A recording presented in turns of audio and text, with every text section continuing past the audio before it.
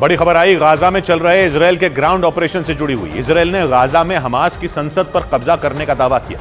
वहां के रक्षा मंत्री का बयान आया कि हमास ने 16 साल बाद गाजा पर नियंत्रण खो दिया और हमास के लड़ाके उत्तरी गाजा से दक्षिणी गाजा की ओर भाग रहे हैं। इजरायल ने हमास की संसद पर कब्जे का सबूत भी दिया और एक तस्वीर जारी की जिसमें इजरायल के सैनिक हमास की संसद के अंदर स्पीकर की चेयर पर बैठे थे। वहां इजरायल का झंडा भी नजर आया और इसी तस्वीर को इजरायल ने गाजा में हमास की संसद पर कब्जे का सबूत बताया। इजरायल ने दावा किया कि उसने गाजा में हमास की कमर तोड़कर रख दी और उसके ज्यादातर हिस्सों पर कब्जा कर लिया, जिनमें गाजा में मौजूद हमास की संसद भी शामिल है, जिस पर 2007 में हमास ने कब्जा कर लिया।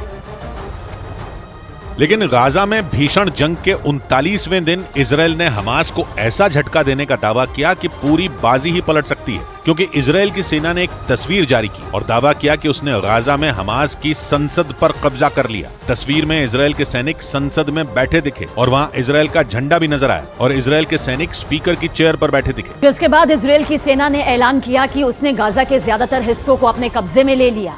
यानी इजरायल ने गाजा में हमास की रीढ़ की हड्डी तोड़ने का दावा किया। इजरायल की सेना गाजा में घुस चुकी है और हमास की अल कसाम ब्रिगेड से दो हाथ कर रही है। इसी भयंकर जंग के बीच इजरायल ने गाजा में बड़ी जीत का दावा कर डाला, क्योंकि इजरायल की सेना का हमास की संसद में घुसना कोई मामूली बात नहीं है।